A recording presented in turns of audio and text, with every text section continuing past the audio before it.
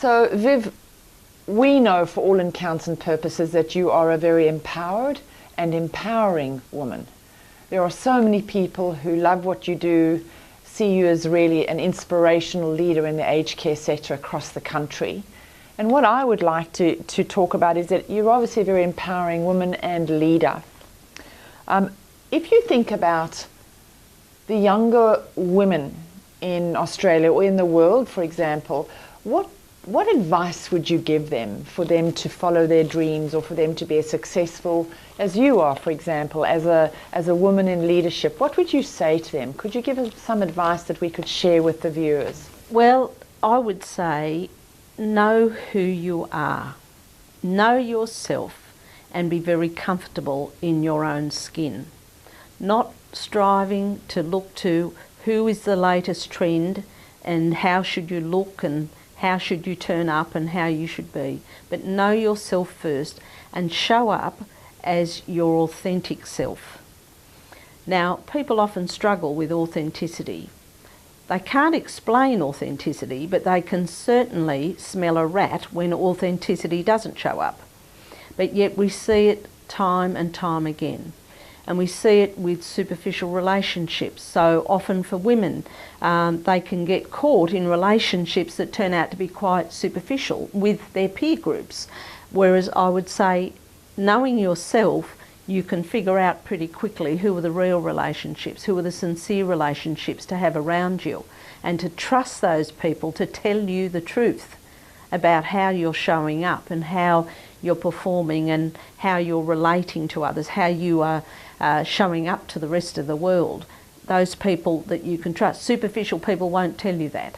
So it's important to be surrounded by solid, strong, loving relationships. Another important thing in terms of setting out on a leadership journey is knowing and understanding your true north. From a young girl, all I ever wanted to do was be a nurse. Nobody could take that away from me. That was the driver within me, because I knew I could make a difference. Now, that might be hard to believe, but from a little girl, I knew I could make a difference, and I chose the career and the passion of nursing to live that out. Had I not known my true north, I would have been swayed this way and dragged this way and that way.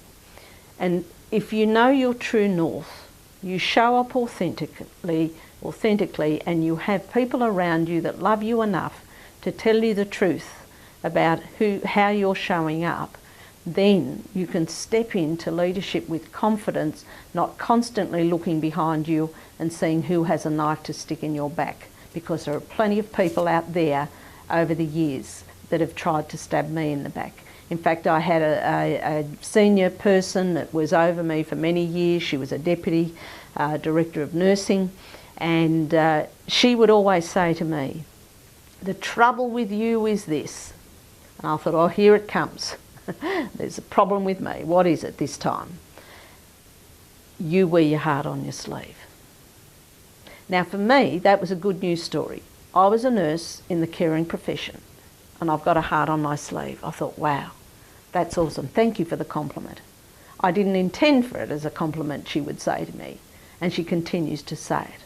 As I had success over many years in my younger, impressionable leadership years, she would say she was kicked in the arse by a rainbow. But all the time, even to this day, I get introduced, if I meet this person in a professional forum, they get told that I was kicked in the arse by a rainbow. So it was only luck for me, but I have to say I take it as a compliment, because there is gold in my life. So I'm happy to have been kicked in the backside by a rainbow, and I enjoy lots of gold all around me, and I call it the people that I work with. So it's a good news story for me, but I've known my true north, and I would not let anyone set me on a different course.